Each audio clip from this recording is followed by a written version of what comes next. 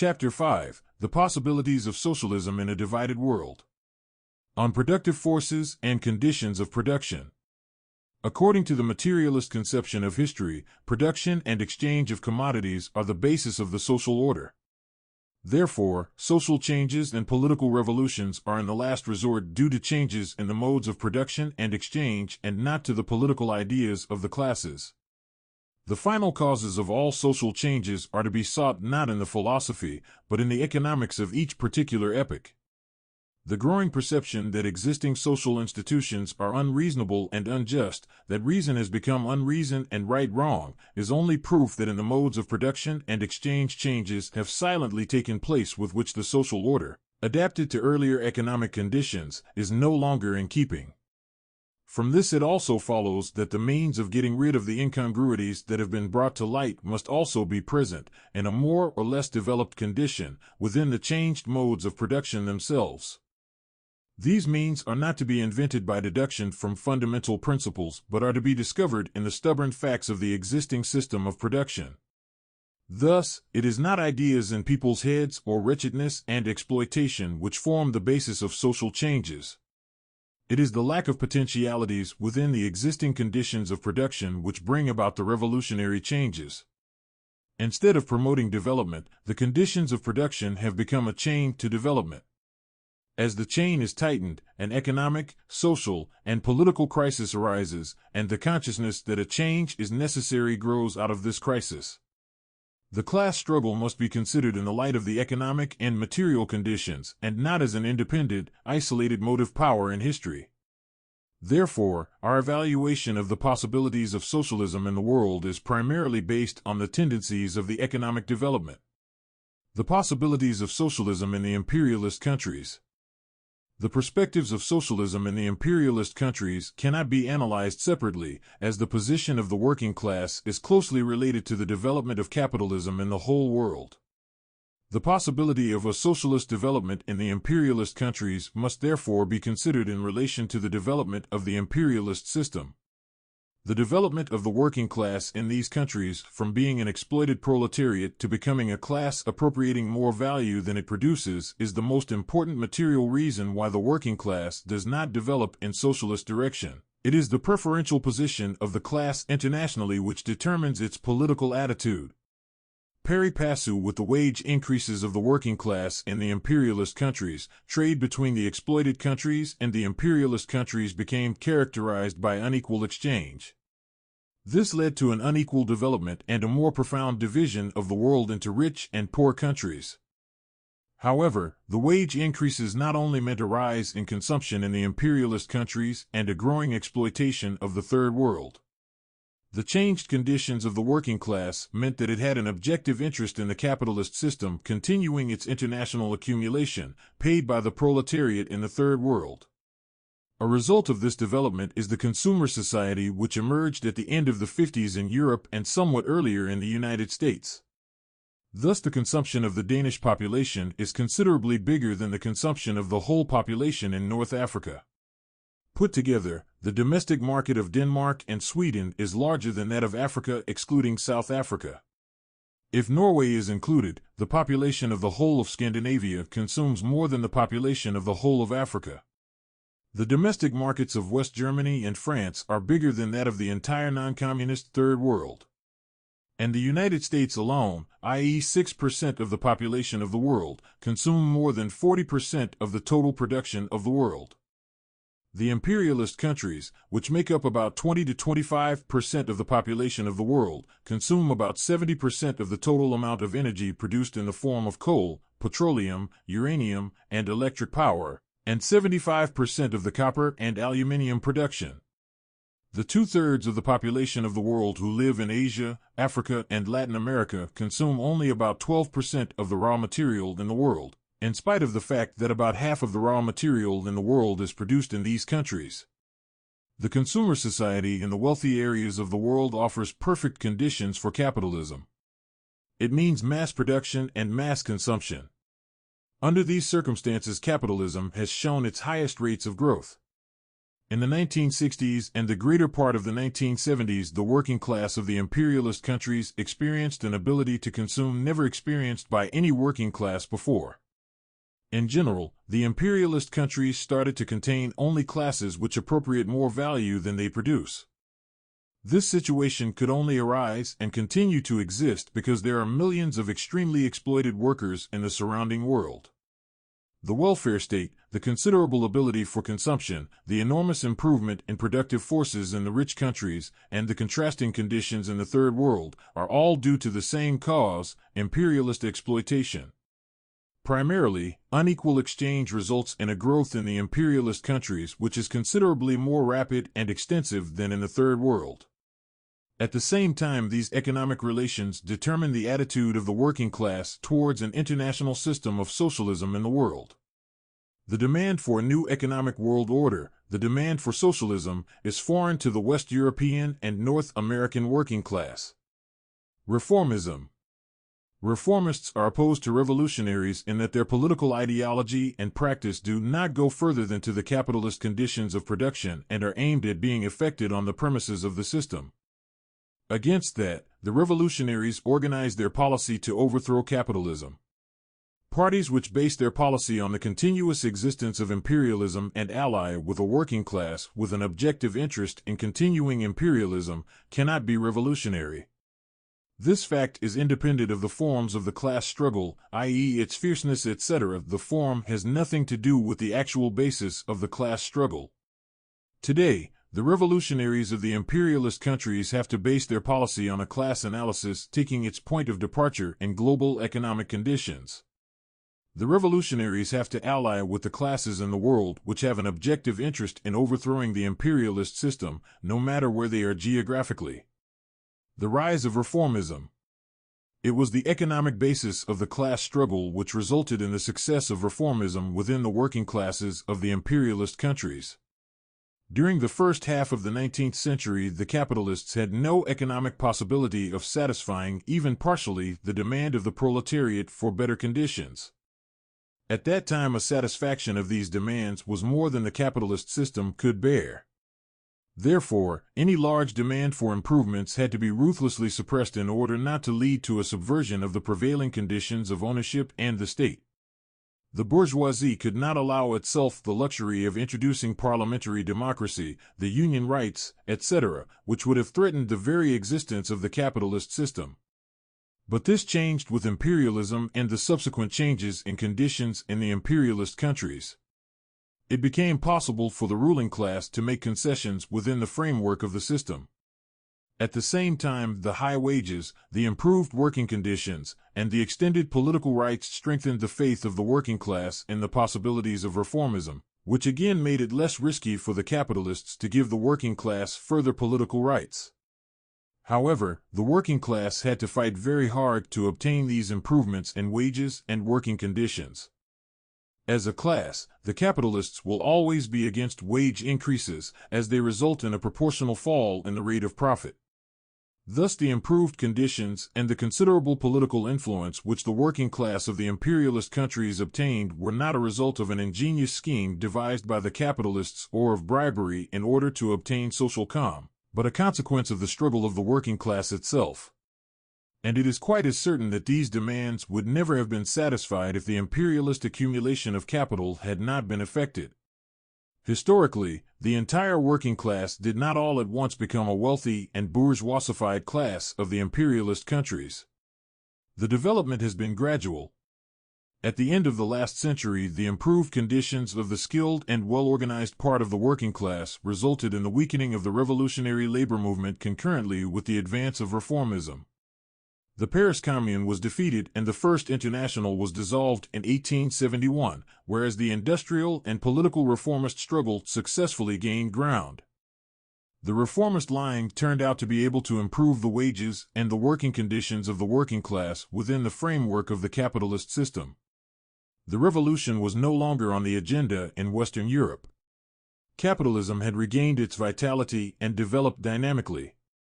Marx and Engels were far from blind to the fact that these changes in the material conditions of the proletariat influenced the policy of the class. They found that the reasons for the insidious reformism within the British working class during the latter part of the 19th century were based on the British industrial and colonial monopoly.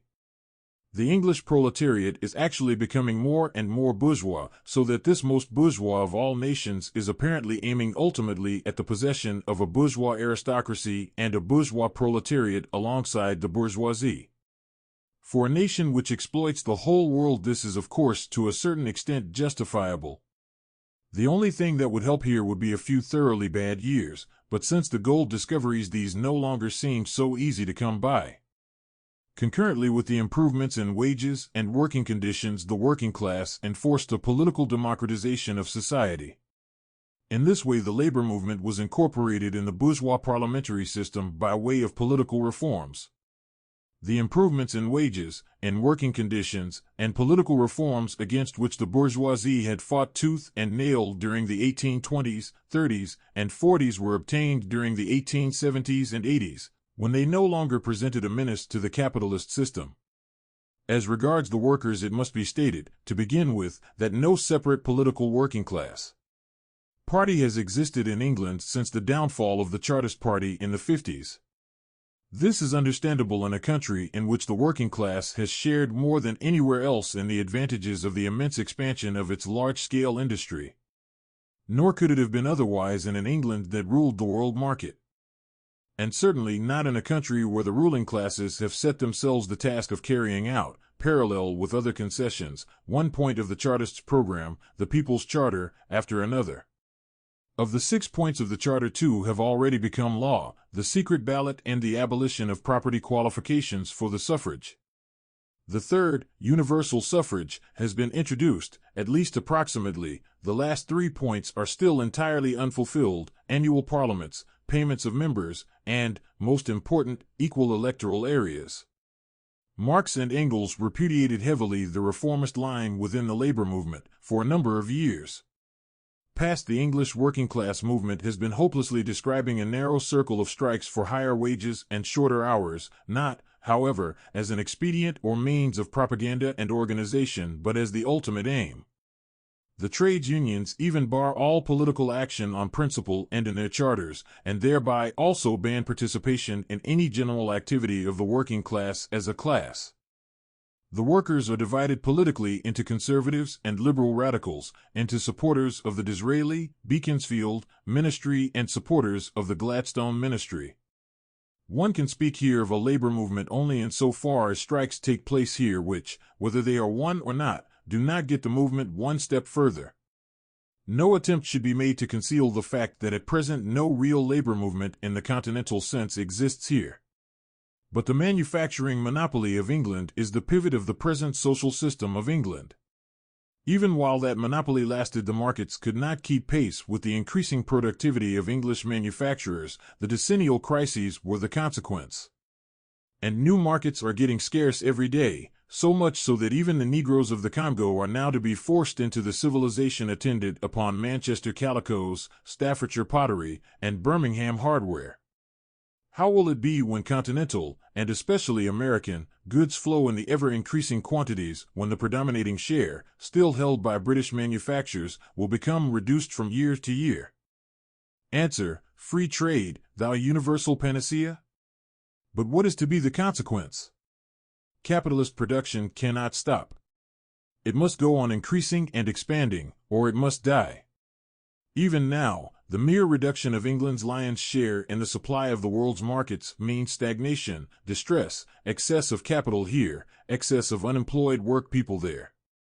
What will it be when the increase of yearly production is brought to a complete stop? Here is the vulnerable place, the heel of Achilles, for capitalist production. Its very basis is the necessity of constant expansion, and this constant expansion now becomes impossible. It ends in a deadlock. Every year England is brought nearer face to face with the question: either the country must go to pieces, or capitalist production must. Which is it to be? And the working class?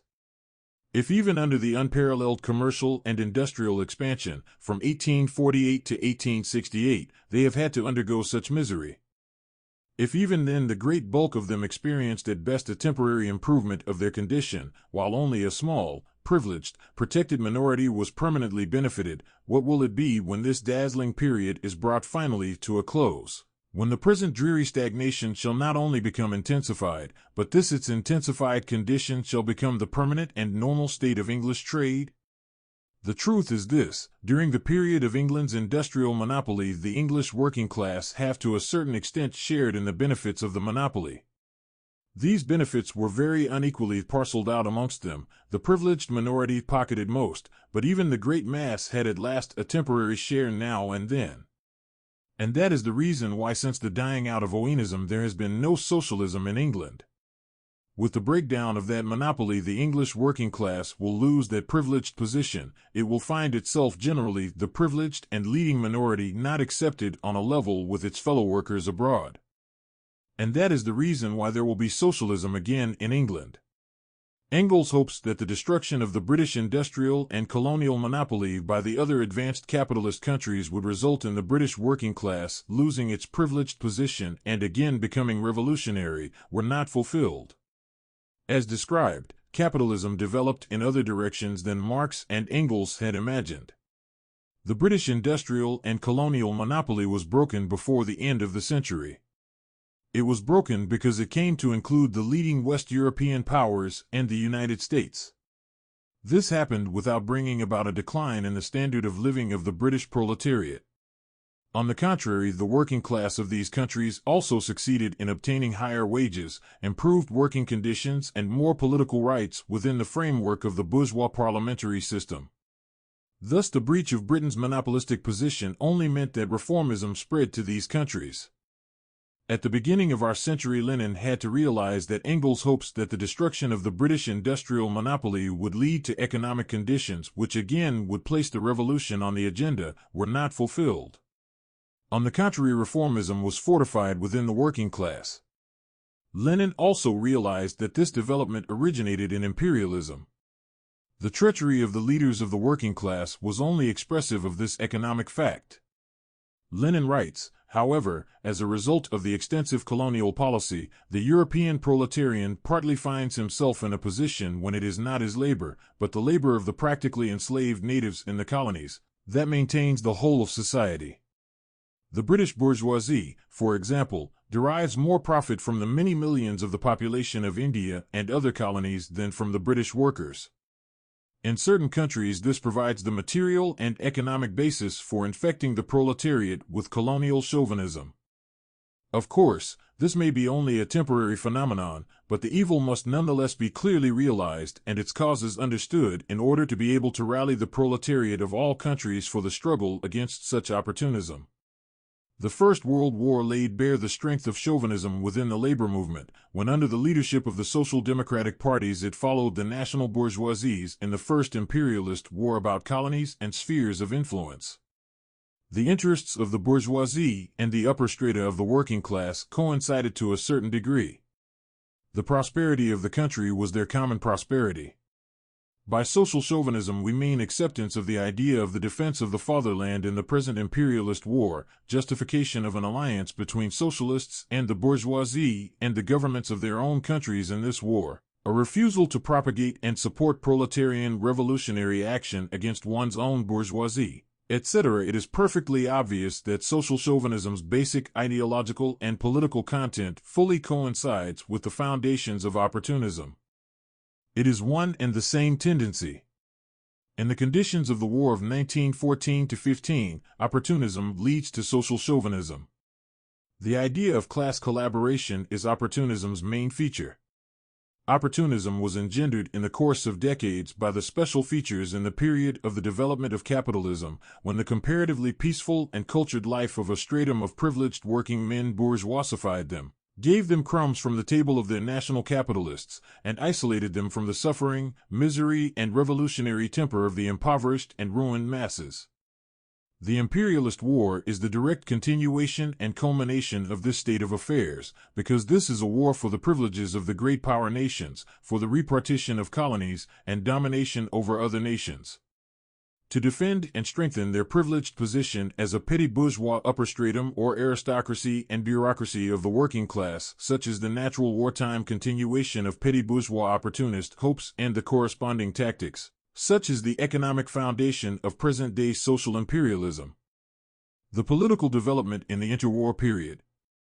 Around 1920, Lenin again and again stresses that an understanding of the roots of opportunism and the fight against social chauvinism are the most important tasks for the West European revolutionaries during this period. Is there any connection between imperialism and the monstrous and disgusting victory opportunism in the form of social chauvinism has gained over the labor movement in Europe? This is the fundamental question of modern socialism. Lenin does not doubt the answer. In his article Revision of the Party Program, he writes, "It would be expedient, perhaps, to emphasize more strongly and to express more vividly in our program the prominence of the handful of the richest imperialist countries which prosper parasitically by robbing colonies and weaker nations. This is an extremely important feature of imperialism. To a certain extent, it facilitates the rise of powerful revolutionary movements in the countries that are subjected to imperialist plunder and are in danger of being crushed and partitioned by the giant imperialists, such as Russia, and on the other hand, tends to a certain extent to prevent the rise of profound revolutionary movements in the countries that plunder, by imperialist methods, many colonies and foreign lands, and thus make a comparatively very large portion of their population participants in the division of the imperialist loot." Lenin's policy for Western Europe after the First World War was to bypass the highest paid upper strata of the working class and concentrate on the actual proletarians. His strategy did not come true. It was not possible for the revolutionary part of the labor movement to wrest the leadership of the working class from the reformist. In Germany, where the revolutionary line was in a strong position, the communists tried to revolt in 1918 but were betrayed by the Social Democrats. In 1924, the Social Democracy came into power in Denmark and the Labour Party in Britain, not in order to get rid of capitalism but to resolve its crisis. The majority of the working class wanted reforms, not revolution. In the countries where a social democratic policy was pursued, the crisis was eased through government intervention and reforms. In Germany, the loser of the war, stripped of all colonies, and fleeced by the demand of the other imperialist powers for reparations, neither the communists nor the social democrats, but the Nazis became victorious. On the policy of the Comintern during this period, Fritz Sternberg writes, "As Lenin misjudged the real strength of reformism, so did his epigones even more. He never gave a systematic analysis of the sociological prerequisites which formed the basis of reformism and which prevented it from being shaken during the period up to the victory of fascism. The Comintern has contented itself with slogans. It has never made it clear that the differentiation in the pre-war years within the working class took place on the basis of the increasing wages of the entire class. The Comintern has not corrected Lenin's mistake as to the question of the labor aristocracy and thus the evaluation of the real strength of reformism. On the contrary, it has made it even deeper. The rapid economic growth in the countries of Western Europe during the period after the Second World War meant considerable increases in prosperity to the working classes of those countries. The social democratic parties became one of the strongest political powers. The working class, represented by the Social Democratic Party, often had the government power, and in many cases they administered the capitalist system more efficiently than the antiquated liberal parties did. The effects of unequal exchange on the international solidarity. The effects of imperialist exploitation on the national policy of the exploiting countries did at the same time influence international questions. The policy of the working class of the imperialist countries became still more nationalistic, as the prosperity of the country was the prosperity of the working class. As already described, this did not mean that the class struggle stopped in the imperialist countries. Whether the wages are high or low, whether the social product is big or small, the wages of the working class and the profit of the bourgeoisie are two amounts which are inversely proportional, and, therefore, the object of continuous struggles. But when the relative size of the value created by the working classes of the imperialist countries continuously falls compared with the values they receive by way of unequal exchange, and when they appropriate more value than they create because of the low prices of commodities from the exploited countries, Then the increase in the national product becomes more important than international solidarity with the members of their own class in the exploited countries. These are the material and economic realities behind the lack of solidarity between the workers of the imperialist countries and the workers of the exploited countries. Below, a number of concrete examples are given. They illustrate the bloom of chauvinism and the withering of the international solidarity of the working class in some of the countries which participate in the international exploitation. As early as in the latter half of the 19th century, this chauvinism played a prominent part in the attitude of the British working class to Ireland and the Irish working class. In a letter to Meyer and Voigt April 9, 1870, Marx writes on this attitude, and most important of all, every industrial and commercial center in England now possesses a working class divided into two hostile camps, English proletarians and Irish proletarians. The ordinary English worker hates the Irish worker as a competitor who lowers his standard of life. In relation to the Irish worker, he feels himself a member of the ruling nation and so turns himself into a tool of the aristocrats and capitalists of his country against Ireland, thus strengthening their domination over himself. He cherishes religious, social, and national prejudices against the Irish worker. His attitude towards him is much the same as that of the poor whites to the niggers in the former slave states of the USA. The Irishman pays him back with interest in his own money. He sees in the English worker at once the accomplice and the stupid tool of the English rule in Ireland. This antagonism is the secret of the impotence of the English working class, despite its organization. It is the secret by which the capitalist class maintains its power. Therefore, to hasten the social revolution in England is the most important object of the International Workingmen's Association. The sole means of hastening it is to make Ireland independent. Hence it is the task of the International everywhere to put the conflict between England and Ireland in the foreground, and everywhere to side openly with Ireland. And this is the special task of the Central Council in London, to awaken a consciousness in the English workers that for them the national emancipation of Ireland is no question of abstract justice or humanitarian sentiment, but the first condition of their own social emancipation. The Central Council of the First International did not succeed in provoking the British working class to be aware of the conditions in the oppressed countries, or to be aware of the fact that the emancipation of these countries was a prerequisite of their own emancipation. On the contrary, the defense of the colonial empire by the British working class was cemented in the following years. On the attitude of the British working class to the fight for the emancipation of the oppressed countries, Lenin writes, I would also like to emphasize the importance of revolutionary work by the communist parties, not only in their own, but also in the colonial countries, and particularly among the troops employed by the exploiting nations to keep the colonial peoples in subjection. Comrade Quelch of the British Socialist Party spoke of this in our commission. He said that the rank-and-file British worker would consider it treasonable to help the enslaved nations in their uprisings against British rule. True, the jingoist and chauvinist-minded labor aristocrats of Britain and America present a very great danger to socialism and are a bulwark of the Second International. Here we are confronted with the greatest treachery on the part of leaders and workers belonging to this bourgeois international. The parties of the Second International have pledged themselves to revolutionary action, but they have given no sign of genuine revolutionary work or of assistance to the exploited and dependent nations in their revolt against the oppressor nations. This, I think, applies also to most of the parties that have withdrawn from the Second International and wish to join the Third International.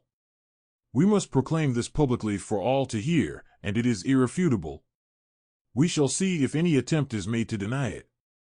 At the same Congress, Lenin says about the British Labour Party, the comrades have emphasized that the labor aristocracy is stronger in Britain than in any other country. That is true. After all, the labor aristocracy has existed in Britain, not for decades, but for centuries. This stratum is thoroughly imbued with bourgeois prejudices and pursues a definitely bourgeois reformist policy. In Ireland, for instance, there are 200,000 British soldiers who are applying ferocious terror methods to suppress the Irish. The British socialists are not conducting any revolutionary propaganda among these soldiers, though our resolutions clearly state that we can accept into the Communist International only those British parties that conduct genuinely revolutionary propaganda among the British workers and soldiers. The resolutions of the Third International about the importance of the emancipation of the colonial countries to the World Revolution were not followed up. The West European parties were not at all interested in the question.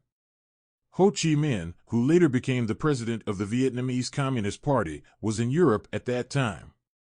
He attended the Fifth Congress of the Third International, Comintern, in 1924, where he severely criticized the West European Communist parties, particularly the French, for its chauvinist attitude towards the colonial question. Thus, 9 countries with an aggregate population of 320,657,000 and a total area of 11,407,600 square kilometers are exploiting colonies with a total population of 560,193,000 and covering areas adding up to 55,637,000 square kilometers. The total area of the colonies is 5 times that of the metropolitan countries, whose total population amounts to less than 3/5 of that of the colonies. Thus, it is not an exaggeration to say that so long as the French and British Communist parties do not apply a really active policy with regard to the colonies and do not come into contact with the colonial peoples, their vast programs will remain ineffective, and this, because they go counter to Leninism. According to Lenin, the victory of the revolution in Western Europe depends on its close contact with the national liberation movement against imperialism in the colonies and dependent countries. The national question, as Lenin taught us, forms a part of the general problem of proletarian revolution and proletarian dictatorship. Later, Comrade Stalin condemned the counter-revolutionary viewpoint which held that the European proletariat could achieve success without a direct alliance with the liberation movement in the colonies. However, if we base our theoretical examination on facts, we are entitled to say that our major proletarian parties, except the Russian Party, still hold to the above-mentioned viewpoint because they are doing nothing in this matter. As for our communist parties in Great Britain, Holland, Belgium, and other countries whose bourgeoisie have invaded the colonies, what have they done? What have they done since the day they assimilated Lenin's theses in order to educate the proletariat of their countries in the spirit of genuine proletarian internationalism and close contact with the toiling masses in the colonies? What our parties have done in this domain amounts to almost nothing. As for me, born in a French colony and a member of the French Communist Party, I am sorry to say that our party has done very little for the colonies. Ho Chi Minh's criticism was never understood, even less observed by the communist parties of the imperialist countries. They upheld their half-hearted attitude towards the colonial question. But worse than that, the social democratic parties, which by then represented the majority of the working class in the West European countries, turned out to be directly pro-imperialist. At the 6th Congress of the Comintern, July-September 1928, Palmiro Togliatti, who later became the leader of the Italian Communist Party, presented a detailed report on the social democratic movement in Western Europe and its attitude towards the colonial question. After the Second World War, Togliatti himself represented a policy which hardly differed from that of the Social Democrats, but at the Congress in 1928 he gave a thorough description of the pro-imperialist policy of the social democratic parties. Social democracy, he said, had always had a colonial policy which consisted in allying itself with or directly participating in the colonial enterprises of the bourgeoisie. The Social Democrats have become colonial politicians. They recognized the possession of colonies as something which their countries could never renounce, and that, when their country has no colony, it is up to them to demand a colony for it in a more or less open manner. In this field, there is not a single social democratic party which is an exception. In his report, Togliatti gives a large number of examples of the pro-imperialist policy of the Social Democrats in proof of his statement. In France, the Socialist Party had always voted in favor of colonial projects. In December 1927, at the Congress of the French Socialist Party, it was declared that the post-war problems cannot be solved without the colonies. Similarly, the party voted in favor of military appropriations to be used for the suppression of nationalist riots in Syria, when the French troops massacred the population of Damascus. In Holland, the Socialist Party did not even discuss the need for colonies. They were only interested in the methods of government in the colonies. The Dutch Socialist Party warned its government that a revolt was in the offing in Indonesia. When it broke out in 1926 in Western Sumatra and Java under the leadership of the Indonesian Communist Party, it got no support whatsoever from the Dutch socialists. On the contrary, they condemned the revolutionaries in strong terms, whether they originated from Moscow or Canton. When the revolt was suppressed by mass executions, the Dutch socialists dissociated themselves from there. Only the laborers and the peasants who were the cause of the revolt should be executed. At its conference in 1919 in Germany, the Social Democratic Party protested against the fact that Germany had been deprived of her colonies. At the Marseille Congress, Hilferding demanded on the part of the Social Democratic Party colonies for Germany. This demand was repeated in 1928. In Italy, in 1928, the Social Democratic Party passed a resolution protesting against the distribution of colonies after the First World War according to the Treaty of Versailles. They demanded a new agreement about the colonial problem, which considered the Italian capitalism. In the British Labour Party program of 1918, it appears that they are against the decolonization of the British Empire, because the Labour Party considered it its duty to defend the rights of British citizens who have overseas interests. And finally, as for this community of races and peoples of different colors, religions, and different stages of civilization which is called the British Empire, the Labour Party is in favor of its maintenance. Until 1934, the parties of the Third International attacked vigorously this social democratic opportunism, chauvinism, and pro-imperialism. But under the impact of fascism, they turned to the strategy of the Popular Front in the middle of the 30s, which meant cooperation with the Social Democrats. At the end of the Second World War, the last remnants of internationalism were disappearing from the West European and American labor movement. Concurrently with the bourgeoisification, the slogan "The proletariat has no native country" lost its importance to the working class of the Western world completely. It had got somewhat more than its chains to lose. Generally, the British working class has been behind the imperialist policy of the changing British governments. The Labour government under Ramsay MacDonald, 1929 to 1931, refused all demands from the Egyptian government for the withdrawal of British soldiers and politico-economic advisors, and for the independence of the Suez Canal. The Labour government under Clement Attlee, 1945 to 1951, undertook several dirty tricks to suppress the labour and peasant riots in the British colonies. The Labour government sent its men of war to Sudan to do anything to maintain peace and order. In Kenya, the government of Clement Attlee was responsible for the suppression of labor troubles at the end of the 1940s. In 1947 in Mombasa, the African Workers' Federation and the Railway Staff Union called a general strike. Workers within catering and business as well as servants joined the strike for higher wages and lower rent. The Colonial Office under the Labour government acted with the same ruthlessness as under any Tory government. Police and troops were called in, the strike was suppressed, and the president of the African Workers' Federation, Chage Kabachia, was banished without trial to a remote village in northern Kenya. During a strike later in the same year, police shot at the strikers and killed 3. During 1949-50 legislation was passed in Kenya which was to stop the labor riots. Wage freezes and forced labor at starvation wages were used. Strikes were made illegal and emergency legislation was introduced. The emergency legislation gave the British governor the right to deport troublemakers. This legislation was passed and introduced by a Labour government, elected and supported by the majority of the British working class. In the then British colony of Nigeria, the coal miners in Enugu were on strike in 1949 demanding higher wages, a completely normal social democratic demand. But in the colonies it was not supported by the social democratic government, but was met by arms. The result was 21 dead and 50 injured miners. During the war over the Falkland Islands in 1982, an almost united British labor movement supported the imperialist war by the conservative government against the Argentine. The French labor movement does not differ from the British as regards lack of solidarity with the proletariat of the Third World and pro-imperialist tendencies.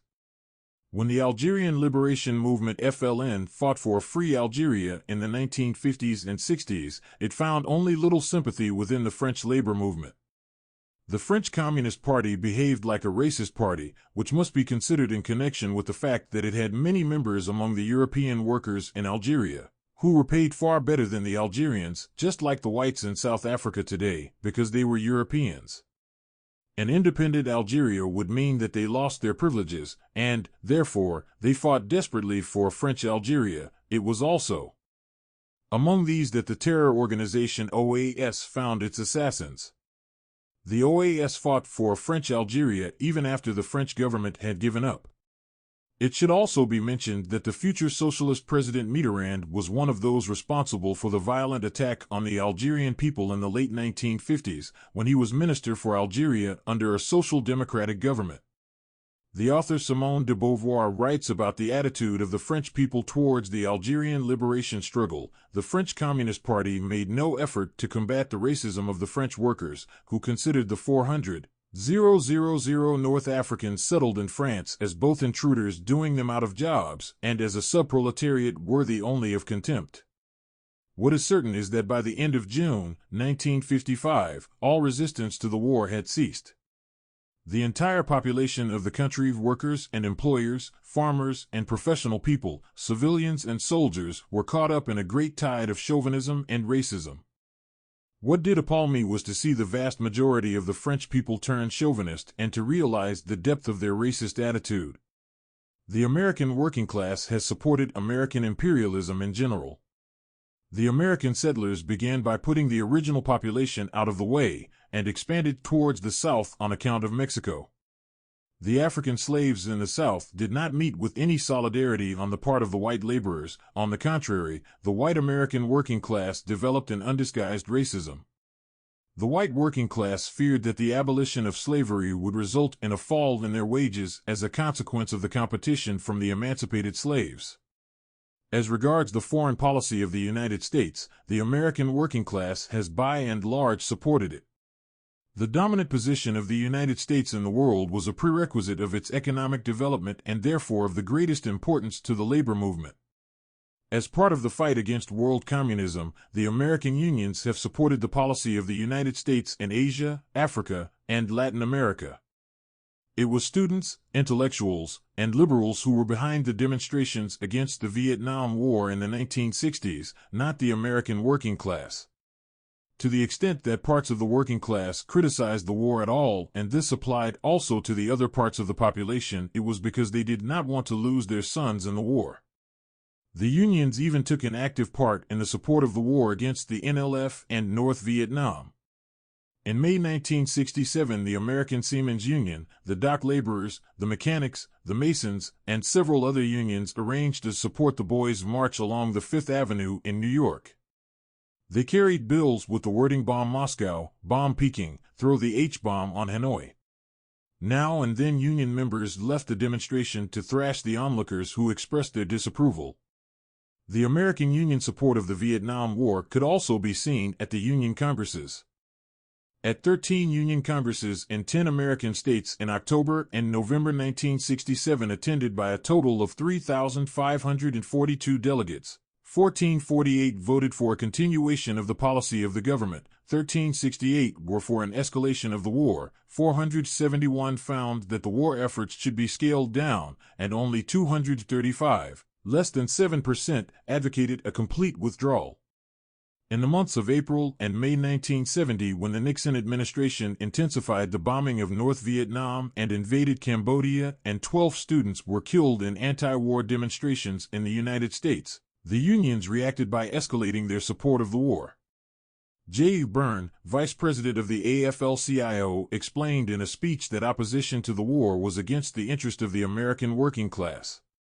A termination of the war would lead to unemployment. J. Byrne said, among other things, "Suppose last night, instead of escalating into Cambodia, President Nixon said we are pulling every man out in the quickest manner, with airplanes and ships.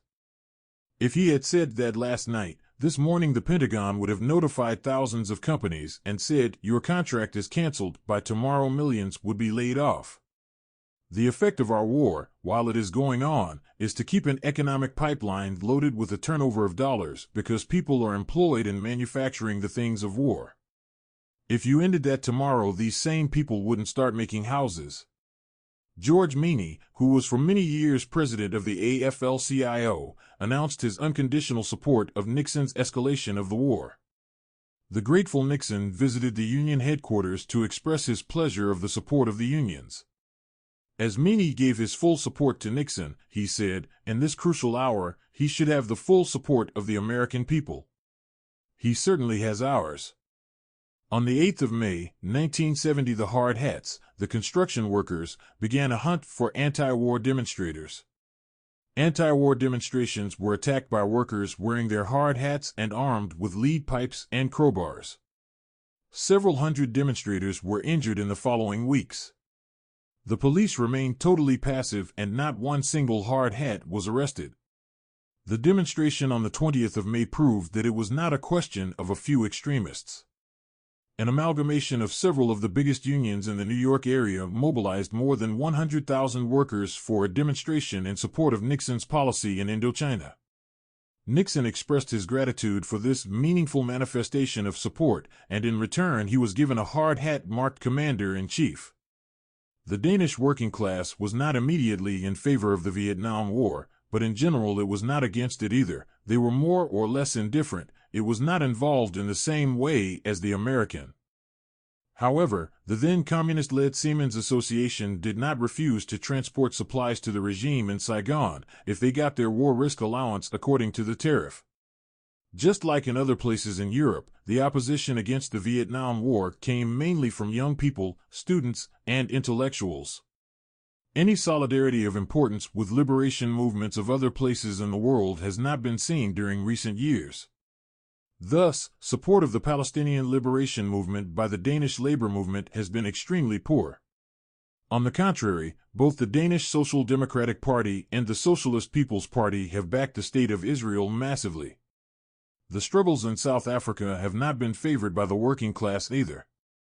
In spite of numerous requests to the Danish labor movement from the South African liberation movements and the frontline states for a boycott of trade with South Africa, the Danish Social Democratic government continued to allow the importation of South African coal and other commodities. These cheap products were more important than the solidarity. In September 1981, when the Angolan ambassador to Scandinavia asked Danish dock laborers to refuse to unload South African vessels because of a South African attack on southern Angola, she received a lot of excuses and a no. The Latin American anti-imperialist struggle is treated in much the same way by the unions. The solidarity of the Danish working class with the oppressed people of the Third World is certainly not up to much. The working class has become a sacred cow to the left wing. The social democratic parties and the parties which do not differ considerably from these have had the greatest support from the working class in the imperialist countries. Their nationalist policy has improved the conditions of the working class within the framework of the capitalist system so much that left-wing parties of all kinds have had very little or no success at all in their attempts to win the working class over to their policy. The left wing explains away the entry of chauvinism into the working class, even though it ought to regard it as a duty to find out why and to counteract this tendency. Marx and Engels dealt with the first slight signs of the advance of opportunism and chauvinism within the working class. They exposed the causes, condemned these phenomena without hesitation and without making any excuses for the working class. In 1916, Lenin wrote that the connection between imperialism and the split in the socialist movement was the fundamental question within modern socialism. In the 1930s, the question of imperialism and the bourgeoisification of the working class was still discussed, but since the Second World War the question has almost been taboo within the left wing of the Western world. Also within the very narrow circle of students and intellectuals who discuss theories of imperialism, center-periphery, etc., the question of the consequence of imperialism to the working class of the Western world and consequently to the international solidarity has always been avoided. This is not because the question is not of current importance. The cleavage between the working class in the imperialist countries and the working class of the exploited countries has never been wider, both as regards standard of living and as regards mentality. The reason why the criticism of the opportunism and chauvinism of the working class has ceased is that those within the left wing who before the Second World War still criticized the bourgeoisification of the working class and its results, have today become the spearheads of the bourgeoisified class. When the Social Democrats demand 1 Danish krone more per hour, the extreme left wing demands 2. When the Social Democrats demand a reduction of the weekly hours by 2 hours, they demand 5 hours with full wage compensation, and so on. To the left wing, the working class has become a sacred cow. It makes mistakes, but this is not its own fault. The left wing believes that the Danish working class has been misled by social democratic traders and indoctrinated with bourgeois tendencies through school, television, radio, and newspapers. The task of the revolutionaries is therefore to disclose this treachery and these delusions, whereupon the working class will show its true revolutionary disposition. It is not quite in accordance with the materialist conception of history to explain the opportunism of generations by the treachery of the social democratic leaders. The working class has the leaders it deserves, and it pursues a policy which reflects the will and aim of the class, and as such it must be said that the social democratic parties have done well. It is also an extremely superficial and idealistic view that the bourgeoisification should be a result of indoctrination and the propaganda of the media. The question is then why the proletariat of the Third World, who are exposed to a propaganda which is at least as bourgeois, have not fallen into the same ditch. And why the working class of the imperialist world is accessible to this propaganda to such a degree. In Denmark we live in a very democratic society compared to the rest of the world. As a result of its relative economic affluence, the Danish working class has become harmless.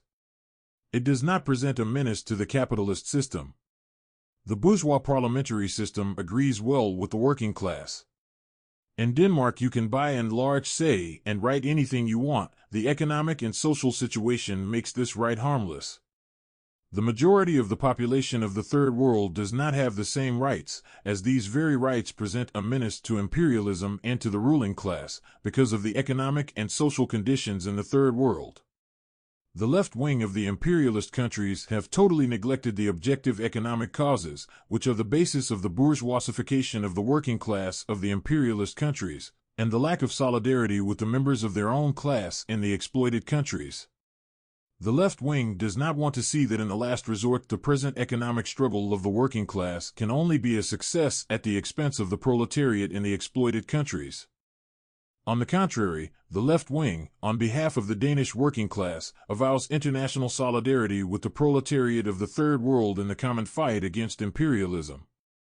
It is extremely difficult to see any concrete contribution on the part of the West European working class towards the fight against imperialism.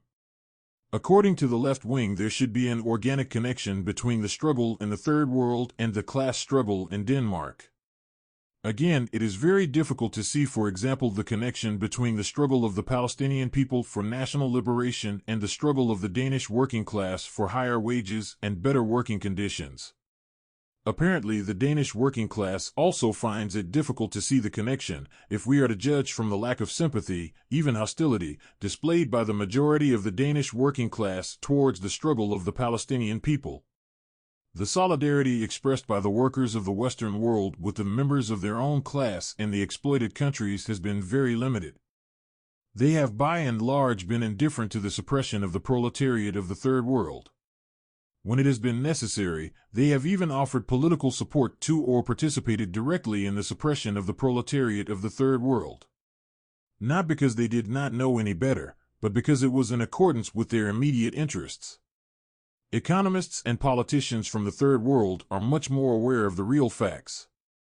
The former president of Tanzania, Julius K. Nyerere, writes as follows: "To him that hath shall be given is a law of capitalist and international economics. Wealth produces wealth, and poverty, poverty. Further, the poverty of the poor is a function of the wealth of the rich. For the poor nations are now in the position of a worker in 19th century Europe.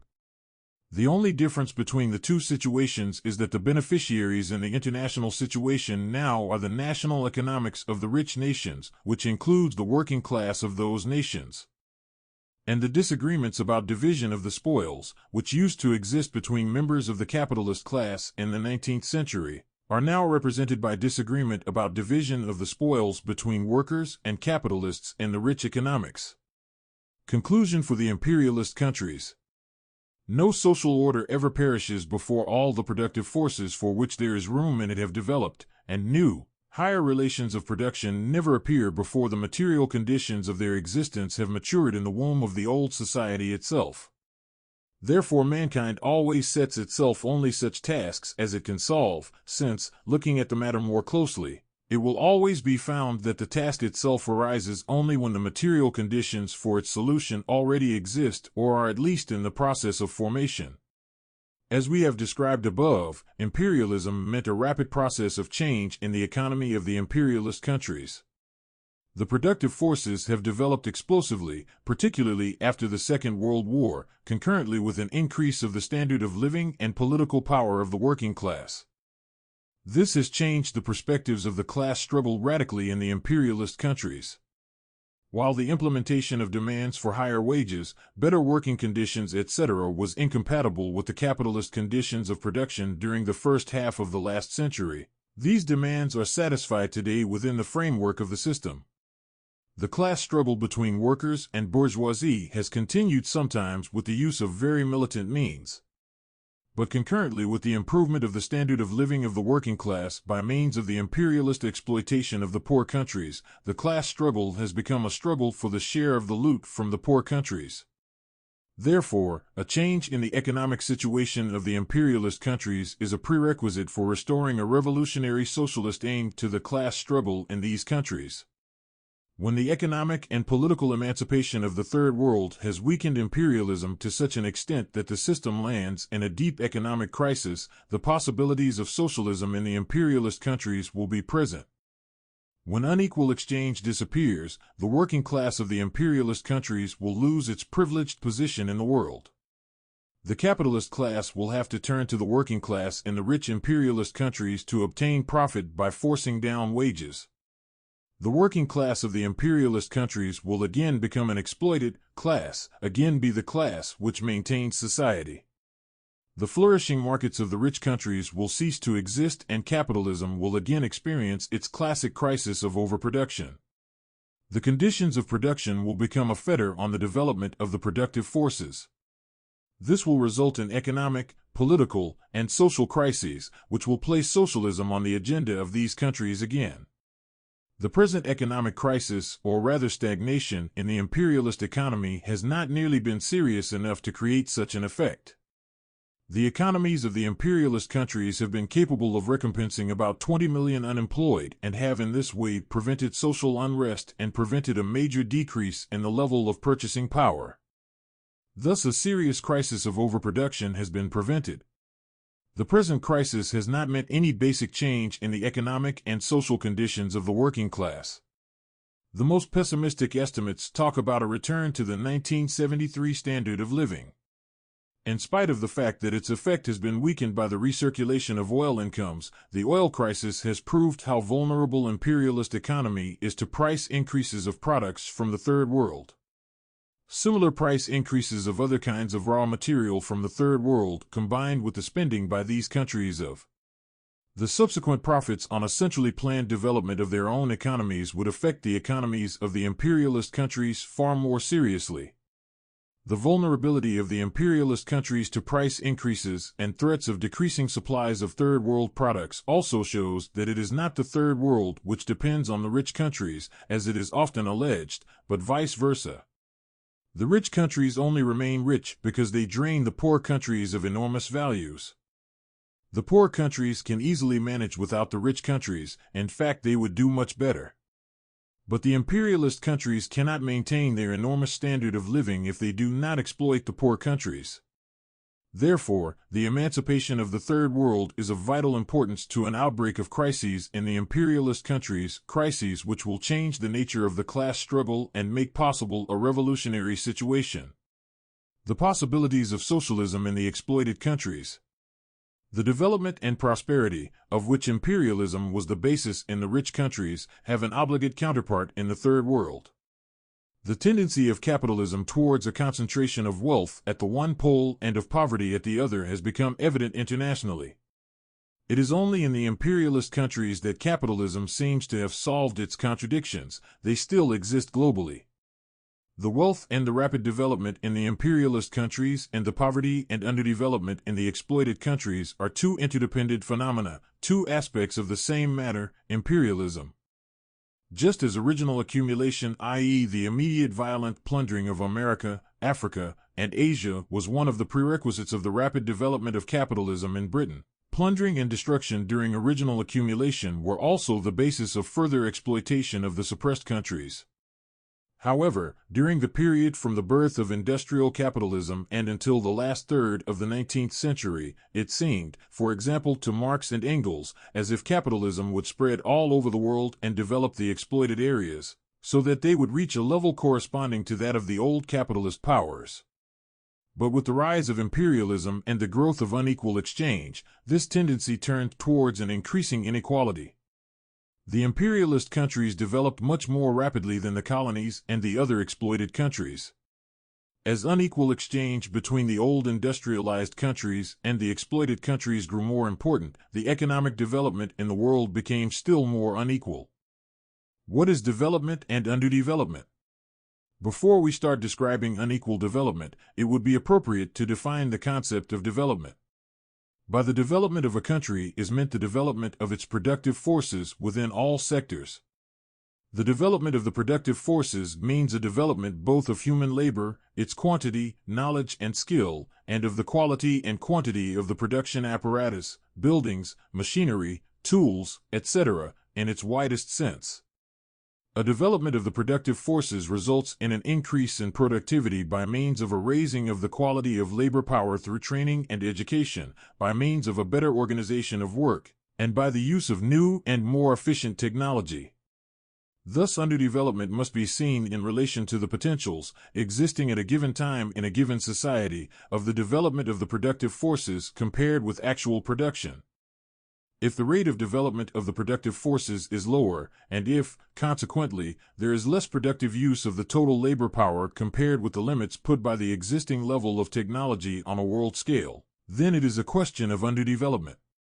The exploited countries can be characterized as underdeveloped in the sense that under the present conditions of production it is not possible for them to exploit their human labor power potential. Development means mechanization, automation, and increase in knowledge and skill within all sectors of production, both within the industrial sector and within agriculture, fishing, and forestry. Too often, development is equated with growth within the industrial sector particularly. However, such countries as Denmark, New Zealand, and Australia have prospered by an industrial development of the agricultural sector, whereas countries with a very big industrial sector, for example Taiwan, Hong Kong, or South Korea, remain comparatively underdeveloped. The superiority of the imperialist world does not consist in industry representing the largest part of the national product. The superiority consists in both their industry, agriculture, and other sectors having been developed. Thus, the boundary between over- and underdevelopment is not between industry and agriculture. It is between a highly developed and varied economy and a restrained and one-sided economy. The connection between unequal exchange and unequal development. Unequal exchange and unequal development have the same basis, namely the international wage variation which have arisen between the rich imperialist and the poor exploited countries. Thus there is no immediate connection between unequal exchange and unequal development. The amounts which are transferred by means of unequal exchange from the poor part of the world to the rich result in a low and a high rate of consumption, respectively. The basic problem of capitalism is not to produce, but to sell. The capitalist crises do not arise as a result of a lack of capital, but because of a lack of purchasing power. The circulation of capital is upset by the lack of marketing possibilities. If there is not sufficient purchasing power in society for the sale of manufactured commodities at a price yielding profit, capital will not be attracted.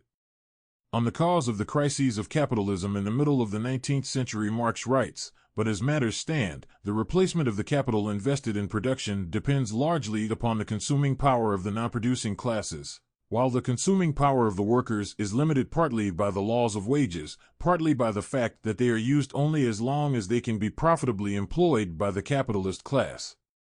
The ultimate reason for all real crises always remains the poverty and restricted consumption of the masses, as opposed to the drive of capitalist production to develop the productive forces, as though only the absolute consuming power of society constituted their limit. The situation which Marx describes overproduction in relation to purchasing power, which was the cause of the recurring crises in the middle of the last century, changed in the imperialist countries, as described earlier, through the increases in wages which the working class obtained in the last third of the century. At the same time, this contradiction was intensified in the exploited countries. The low wage level of the poor countries does not represent a market of sufficient purchasing power to attract capital for an industrial development which comes anywhere near the one in Western Europe and the United States. Capital is attracted when there are openings for profitable investments. This implies a market with purchasing power. The imperialist countries, with their high wage level, represent such a market. It is the enormous purchasing power of the imperialist countries which attracts capital and which is the basis of the more rapid development of the productive forces. Almost 3/4 of the investments of the developed capitalist countries are made in the developed countries. The low wage level in the exploited countries means a market which is too small to attract any considerable amounts of capital. Thus, only few productions based on the domestic market are established. Even national capitals, for example from OPEC, often seek towards the imperialist countries, where the openings for profitable investments are better. The poor countries which try to develop through capitalist dynamics try in all possible ways to attract capital. For example, by establishing free trade areas, by tax concessions, etc. But even under such favorable conditions of production, these countries attract only inferior amounts of capital, simply because the domestic market is too limited. The foreign capital which nevertheless is invested in the exploited countries because of the geological conditions, the climatic conditions, or the cheap labor power, is mainly based on exports to the world market, i.e. rich imperialist countries as far as 75% is concerned. This applies particularly to investments in the mining and plantation sectors, but lately also to investments in industrial sectors such as the electronics and textile industries.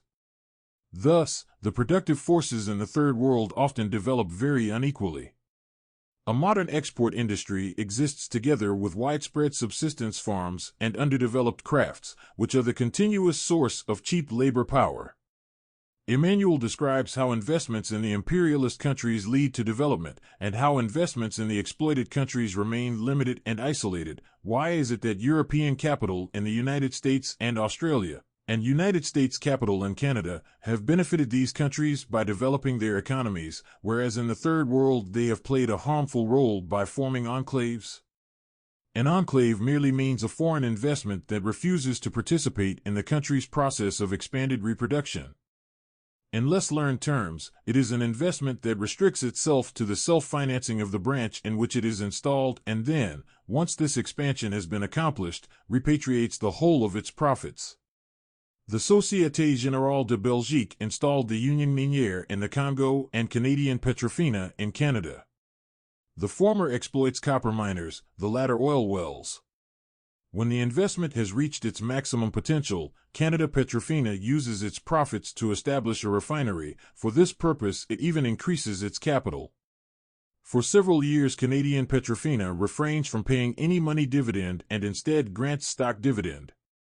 This is not displeasing to the Belgian shareholders since, unlike dividends paid in money, a stock dividend is not subject to income tax. Then the company interests itself in the distribution of oil products and buys a network of selling points. Next, it sets up a petrochemical industry, followed by a works to produce tank cars, and, after that, what? Perhaps a chain of department stores, or else a shoe factory. If the company does not do this, its shareholders will, by instructing their bankers to use the product of their dividends to purchase a wide variety of shares on the Montreal Stock Exchange. In contrast to all this, the Union Minière du Katanga, once its program for equipping its copper mines is completed, ceases to expand and pays its dividends in money. It becomes an enclave. Why? Are we really to suppose that the heads of the Société Générale in Brussels are solely concerned to overdevelop Canada and block development in the Belgian Congo? The reality is different. The simple fact is that in Canada, the high standard of living of the people, resulting from the high wage level, constitutes a market for all sorts of products, whereas wages and standard of living in the Congo are such that there is nothing there to interest any fairly large-scale capitalist, nothing except the extraction of minerals or the production of certain raw materials for export that have inevitably to be sought, where they are to be found. This situation is the effect, not the cause, of low wages, even though, once established, it becomes, through the capitalist logic of profit-seeking, a cause in its turn by blocking the development of the productive forces. The low wage level and the consequent underdevelopment of the exploited countries is a self-intensifying process. Through unequal exchange and the exportation of the majority of profits to the imperialist countries, the exploited countries are deprived of the conditions for a dynamic capitalist development. The more limited the investments are, the higher the rate of unemployment and the higher the pressure on wages. At the same time, this means a further reduction of the market and thus reduced possibilities of attracting capital. On the other hand, the high wage level means a comparatively high rate of consumption and thus a large market with considerable purchasing power in the imperialist countries. This attracts capital, and a development of the productive forces follows. All this strengthens the industrial and political opportunities of the imperialist working class for further improvements. The rich get richer, and the poor get poorer. High wages are an incentive to investments in labor-saving mechanization and machinery in the rich countries to a greater extent than in the underdeveloped countries, where it is an immediate advantage to use manual work because of the cheap labor power. The enormous incomes of the OPEC countries in connection with the price increases of oil illustrate in a way the importance of the wage level to the attraction of capital and thus to the development of the productive forces. Through OPEC, the oil-exporting countries succeeded in enforcing an increase in the price of oil, which improved their exchange conditions. The increase in oil prices was not a result of an increase in the wage level in the oil-exporting countries. As the OPEC countries, all belonging to the Third World, held the majority of oil production, they could increase prices by a political decision. The increases in oil prices meant an enormous increase in the income of these countries compared to their former national product. However, this income did not result in the rapid development of all OPEC countries that might have been expected.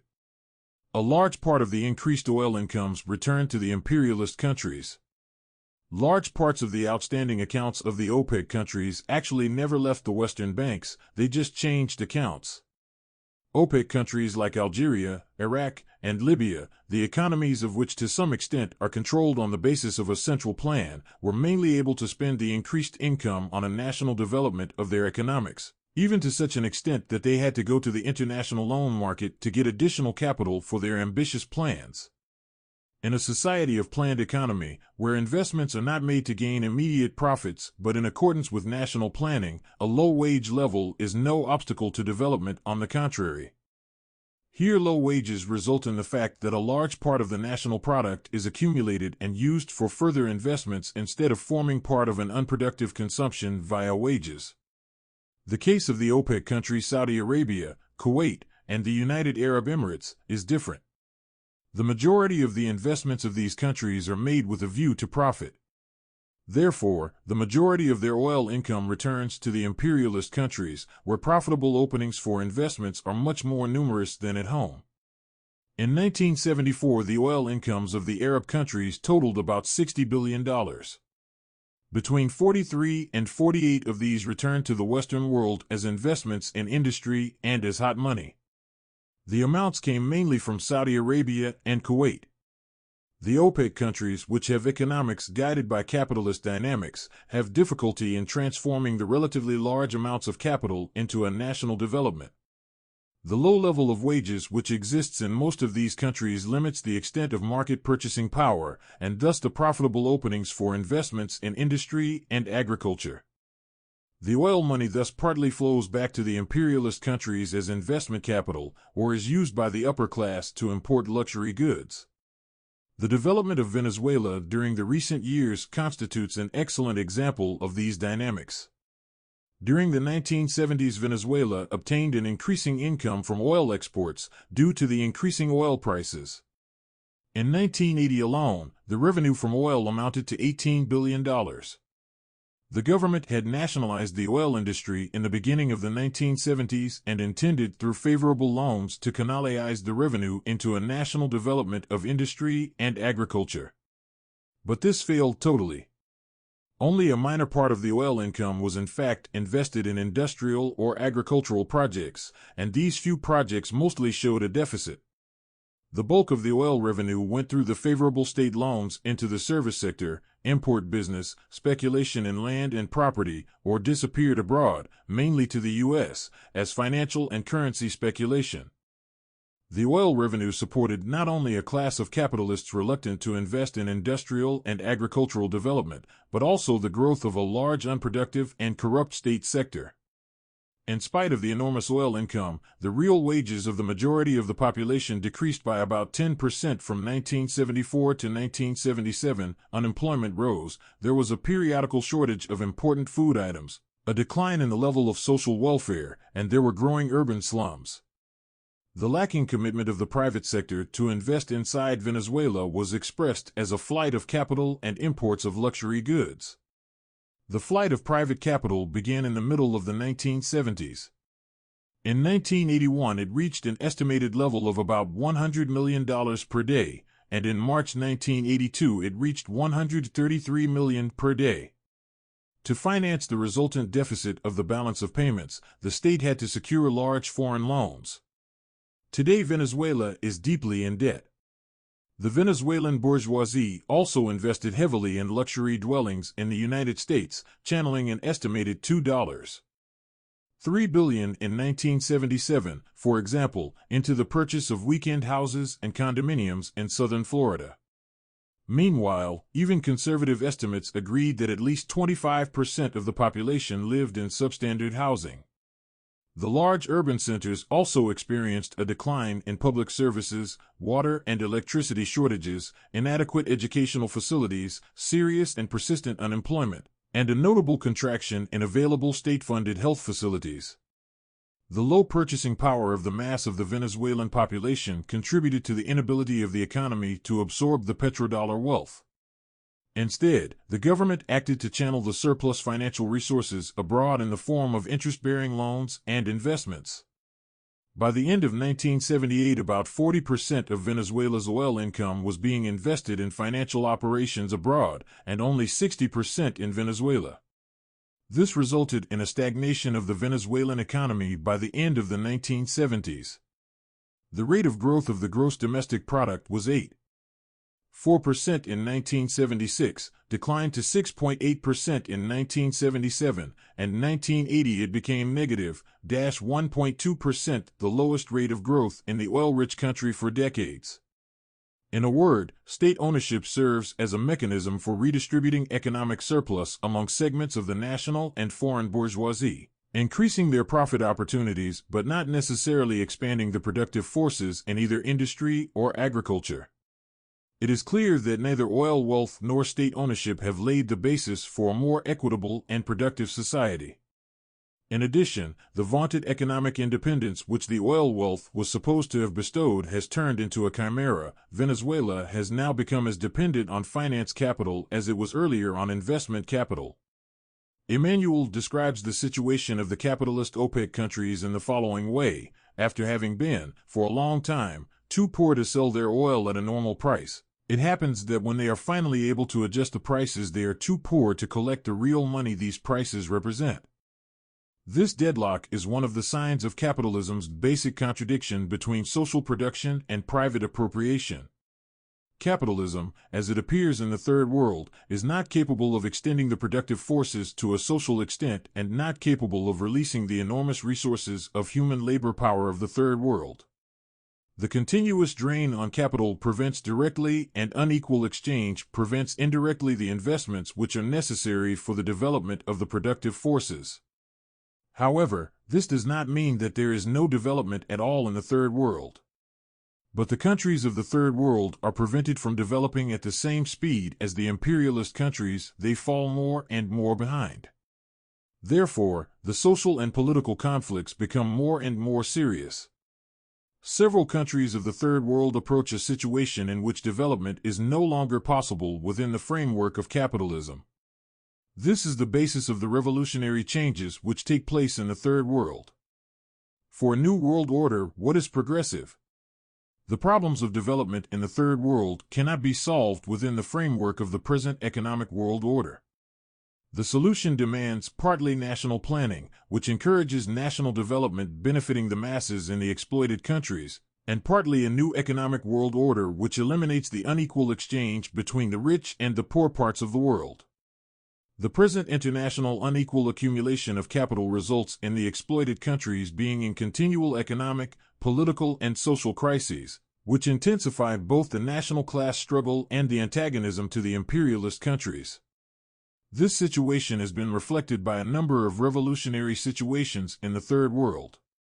The struggle of the exploited and oppressed masses has been aimed partly at the imperialist powers in the form of wars of national liberation, and partly at the ruling classes at home. Of course, it is not accidental that the revolution is on the agenda in the Third World.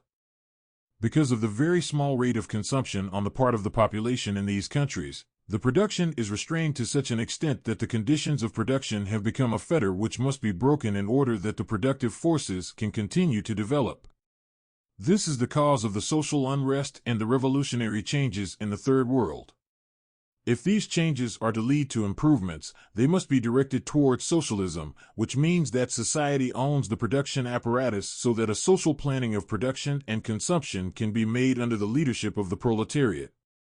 Thus, under socialism, the contradiction between the social production and private appropriation disappears, a contradiction which is characteristic of the capitalist mode of production. Under socialism, the contradiction between production and consumption takes another shape because a market with purchasing power, i.e., an unproductive consumption, is not a prerequisite of investments and thus of development. The connection between consumption and development which exists under capitalist conditions of production does not exist under socialism. On the contrary, consumption and investments are treated as the inversely proportional quantities they are. In a society of planned economy, a low wage level is an accelerating factor for development. A comparatively large part of the social production can be accumulated, which means that it can be invested productively in the development of an industrial basis or agricultural production. In this way, the basis of a long-term increase in the standard of living of the masses is created. The Russian and Chinese revolutions are historical examples of this. The Russian Revolution meant the establishment of new conditions of production, and the Soviet Union was the first society of planned economy under the leadership of the proletariat. This resulted in a rapid development of the Soviet Union from a comparatively underdeveloped country to a modern industrial state. The rapid development of the Soviet Union in the 1930s was partly achieved by keeping down wages and thus unproductive consumption. Through this strategy, the majority of the production could be set aside for new investments. After the revolution, the People's Republic of China developed at a speed never seen before in the Third World.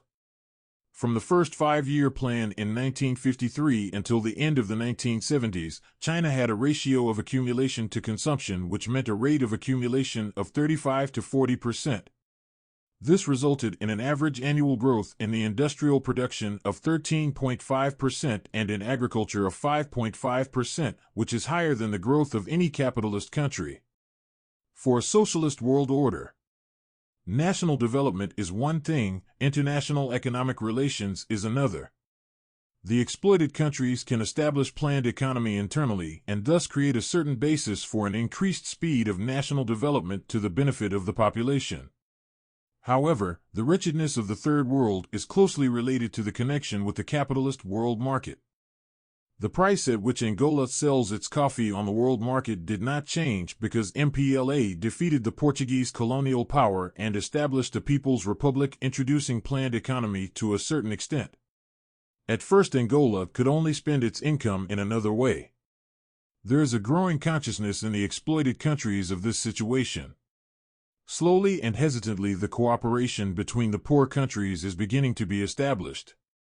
The group of 77 countries within UNCTAD and the demand for a new economic world order, which was made at the Extraordinary General Meeting of the United Nations in 1974, are some of the signs of a growing consciousness. No matter what economic policy the poor countries have pursued, they have had to see how their individual efforts to develop their economics have been checked by the conditions prevailing on the world market. The conditions of the world market cause the poor countries to sell their products at a low price and buy their imports at a high price.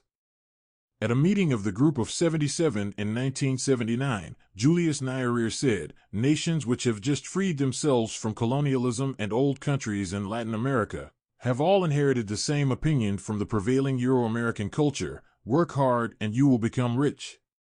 But gradually, we have all learned that hard work and wealth were not cause and effect. External forces always seem to break the alleged connection. The so-called neutrality of the world market turned out to be the neutral relationship between the exploiter and the exploited, between a bird and its prey. Even though we have not tried to do anything but to sell our traditional exports and buy our traditional imports, we can buy continuously less for continuously more of our hard work." On the demand for a new economic world order, Nyerere says, "The complaint of poor nations against the present system is not only that we are poor, both in absolute terms and in comparison with the rich nations. It is that within the existing structure of economic interaction, we must remain poor and get relatively poorer. The poor nations of the world remain poor because they are poor and because they operate as if they were equals in a world dominated by the rich. The demand for a new international economic order is a way of saying that the poor nations must be enabled to develop themselves according to their own interests and to benefit from the efforts which they make. The main demand of the poor countries at the UNCTAD negotiations during the so-called North-South dialogue and in similar situations has always been a fair and just connection between the prices of the commodities exported by the exploited countries and the prices of the imports. Furthermore, the action program of a new economic world order attaches importance to the sovereign right of disposal by the exploited countries of their own natural resources. Fidel Castro sums up the 10 most important demands of the underdeveloped countries in the following way: 1. Unequal exchange is impoverishing our peoples, and it should cease. 2. Inflation, which is being exported to us, is impoverishing our peoples, and it should cease. 3. Protectionism is impoverishing our peoples, and it should cease. 4. The disequilibrium that exists concerning the exploitation of sea resources is abusive, and it should be abolished. 5. The financial resources received by the developing countries are insufficient, and should be increased. 6. Arms expenditures are irrational. They should cease, and the funds thus released should be used to finance development. 7. The international monetary system that prevails today is bankrupt, and it should be replaced. 8. The debts of the least developed countries and those in disadvantageous position are impossible to bear and have no solution. They should be canceled. 9. Indebtedness oppresses the rest of the developing countries economically, and it should be relieved. 10. The wide economic gap between developed countries and the countries that seek development is growing rather than diminishing, and it should be closed." Speech at the 68th Conference of the Union of Interparliamentarians, Havana, 1981. After almost 10 years of negotiations about the majority of these demands, the poor countries have only achieved very inferior results. Only the OPEC countries have had sufficient power to obtain a change in the exchange of one single commodity, oil. It becomes more and more clear to the exploited countries that even though most of the imperialist countries speak of a need for a new economic world order, they do not at all contemplate satisfying the demands. The exploited countries slowly recognize that it is not possible to obtain fundamental changes in the economic world system by means of negotiations, because there is no consensus of interests but a conflict of interests between the rich and the poor countries. Therefore, a new economic world order will not be reached as a result of negotiations and supranational control, but as a result of a confrontation between the imperialist countries and the exploited countries. A change in the present system presupposes that the exploited countries can put force behind their demands. One of the forcible means, which the poor countries could use, is production cartels. OPEC has shown both the strength and the weakness of such cartels.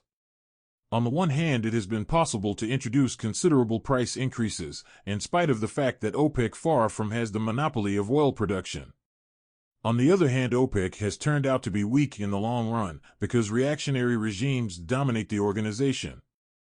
The demand of the nationalist regimes for higher prices have been weakened by the dual position of the reactionaries.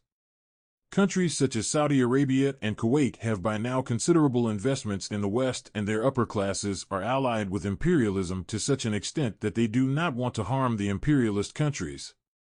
A cartel which consists only of states under the leadership of the proletariat would be much more effective.